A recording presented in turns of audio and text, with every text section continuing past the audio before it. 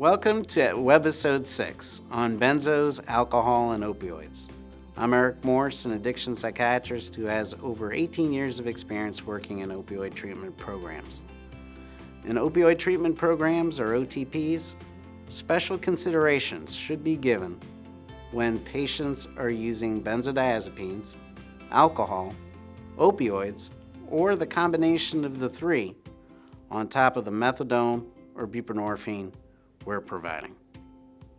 The concern is the synergistic effects of respiratory depression, sedation, or intoxication. There is a difficult balance of how to respond. On admission, most OTP medical providers are more conservative with the initial dose when benzos and/or alcohol is involved. Of course, opioids are expected. When we may be more conservative with our induction orders and may have a lower cap to the dose based on individual concerns for these combinations. On the one hand, we want to get our patients on stable doses of methadone or buprenorphine, especially when patients are telling us that they only use benzos or alcohol to treat their withdrawal, or that they had no idea that the heroin was mixed with benzos. Making the initial decisions are covered in Webisode 1, but history, records, collateral information, and patterns in the Controlled Substance Reporting System, or CSRS, can be helpful in making dosing decisions. A recent document on the American Association for the Treatment of Opioid Dependence, ATOD, website said that worldwide, anywhere between 18 and 50% of patients enrolled in OTPs are dependent on benzodiazepines. They also cite studies that show benzodiazepine use in our patients is associated with poorer outcomes and pose considerable risk of morbidity and mortality. In 2016, the FDA issued a black box warning about the dangers of mixing opioids and benzodiazepines.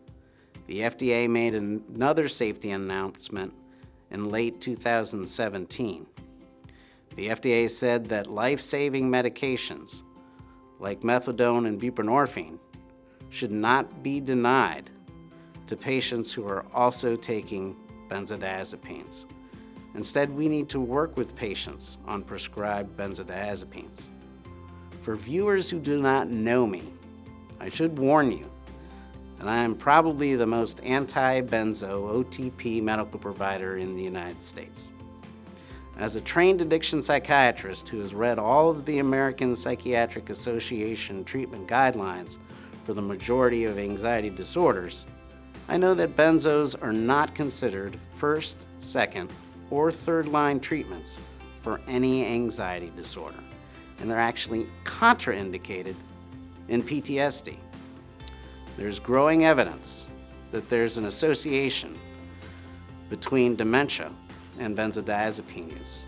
They have fallen out of favor with most psychiatrists who've been trained under evidence-based medicine.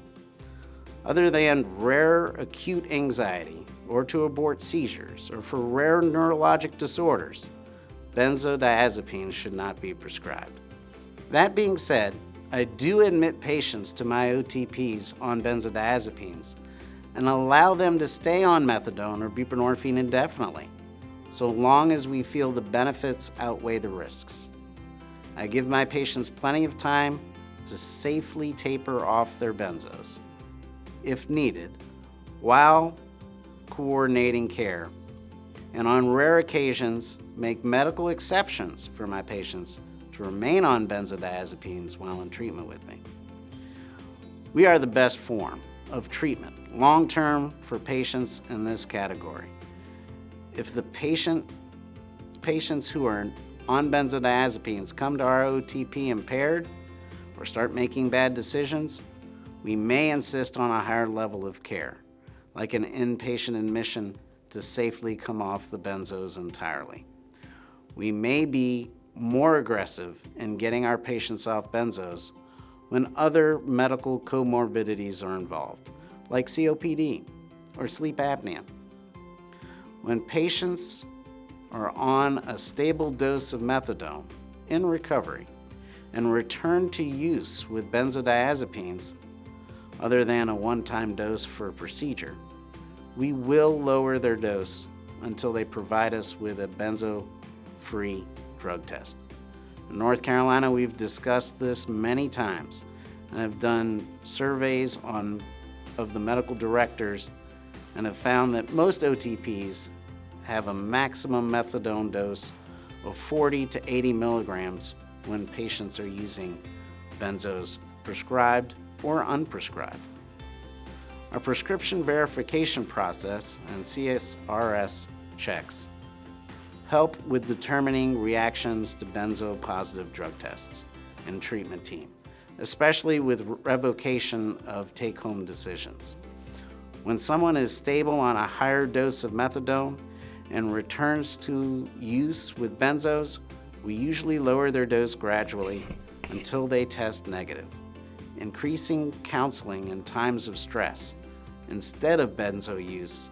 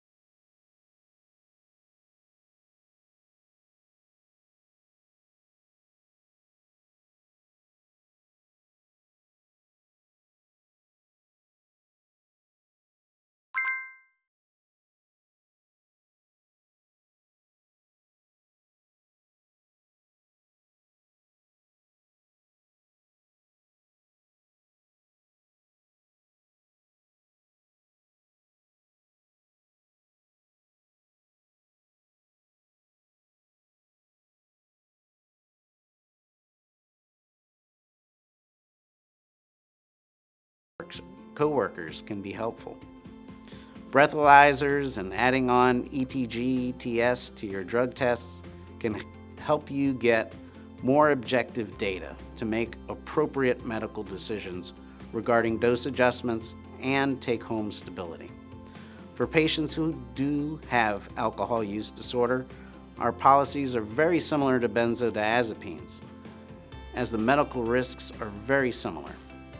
At least annually, reevaluating liver function with lab tests and liver size, ascites, and jaundice on physical exam may lead to dose reduction trials and affect take-home stability.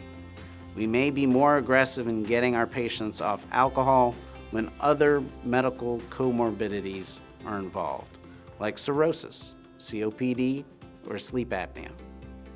While benzo or alcohol use may make an OTP medical provider get concerned about interactions and respiratory depression, leading to dose reductions, continued opioid use may make medical providers think about increasing the dose. We increase doses for withdrawals, cravings, or continued use for blocking the euphorogenic effects of opioids.